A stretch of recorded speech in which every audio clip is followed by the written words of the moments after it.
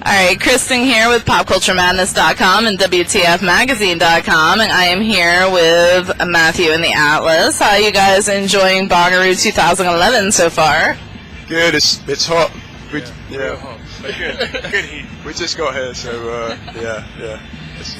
So I'm sure you guys haven't had much time to see some of the craziness going on. Is there any acts you guys are looking forward to seeing tonight? I'm looking forward to seeing the Black Keys and My Morning Jacket. I think they're on today. So. Yeah, maybe Low Anthem as well if we get a chance. Oh yeah, Low Anthem. So for our site visitors that may not be familiar with your music, what can you share with us about your music? How would you describe it to a first-time listener? I suppose it's kind of based in folk country, kind of alternative. Alternative folk. The country banjo in there. Yeah. So do you think we're seeing kind of a resurgence of that style of music? I mean, we have a lot almost like an alternative type of music coming back. I'm hoping to see a resurgence of rock music. Yeah. I mean, I suppose we can only speak for the UK, can't we? Because this is our first time over in the States. So in the UK, it's definitely there's been a resurgence of it, and it's kind of filtering into the mainstream more, which is good for us because it allows us to sort of write what we've been writing anyway, and hopefully do it more. So it's good for us. Yeah. So what are the plans for after Bonnaroo? Well, we're on tour with Mumford & Sons at the moment.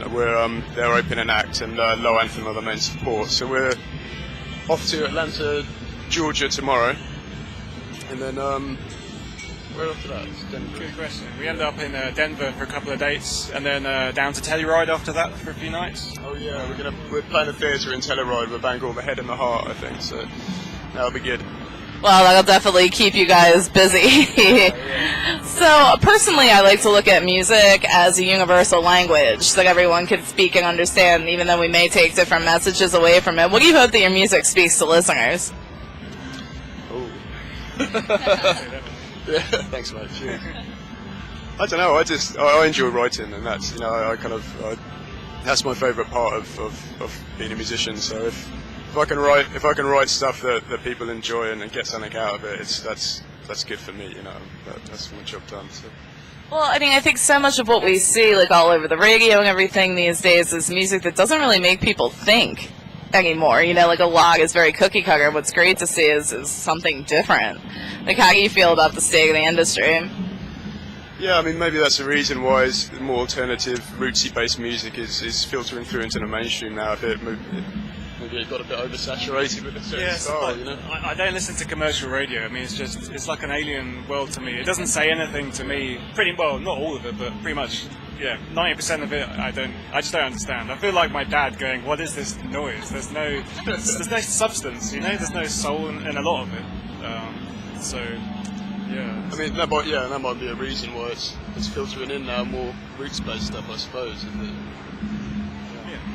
So, who are some early influences for you? Like, do you remember, maybe what the first album that you purchased was that left a lasting impression?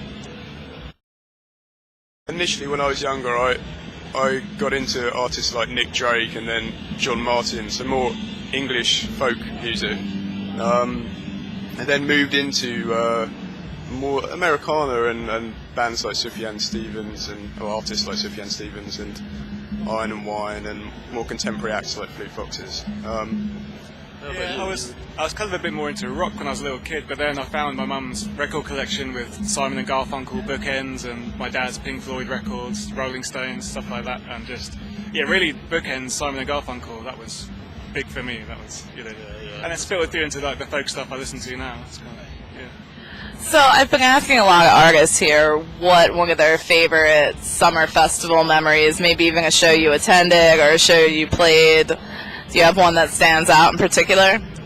Well, because it's our first time in the States, we haven't done any festivals. This is our first one, isn't it, in the States? But in the UK, I think for both of us, it's a festival called the Green Man Festival, which is set in Wales, in the valleys, which is a great little independent festival. It's beautiful up in the mountains, and it's just really chilled out. It's only about 15,000 people, so it's quite small, but really beautiful atmosphere, really lovely. And Yeah, they get a good lineup of bands down there, don't they? And it's independent as well, still, which is good. And I got to say, we just saw Eugene Hutz from Gogol Bordello and the Media Hut. I saw Gogol Bordello at Glastonbury a few years ago, and it was just in this torrential downpour. It was insane, to the point where you're watching the rain thinking, why are we here? This is insane. But it was awesome, and yeah. We played a gig at Merriweather Post Pavilion a few days ago, and it just rained. It was so hard. It was exactly the same thing. Yeah, people loved it, you know. Yeah, they did. Like a storm came through about 2 songs into our set, and but it could have gone really bad, but it went well, didn't it? Everyone seemed to embrace Once people realise they're as wet as they're going to get, it's like, might as well dance, you know. Yeah. So being out on the road with Mumford and Sons, how are the fans taking you guys? Is it going well so far? Yeah. Much better than we expected, actually.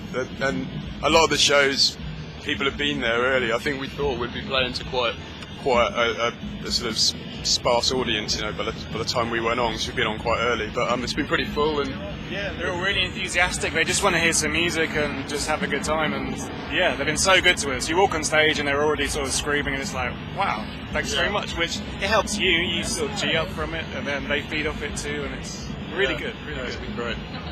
So what is the best way for us to keep up to date with the latest news and everything about the band?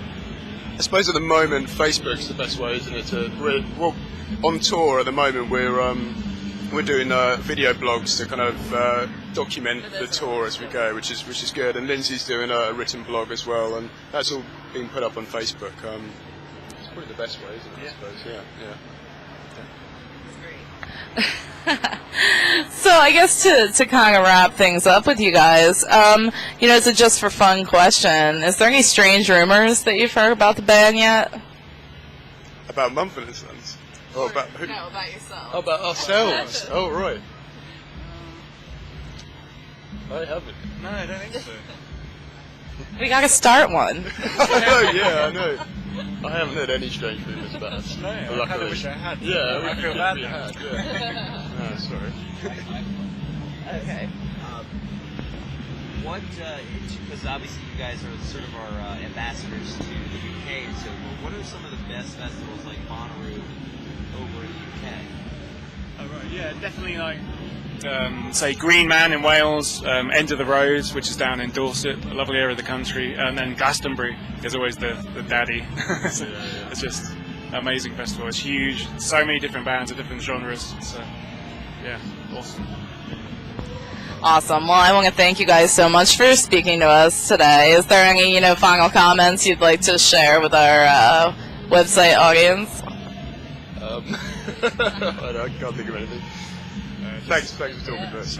Accordion Dave loves you. I like your appreciation of my beard, and keep listening. Awesome. Thanks, guys.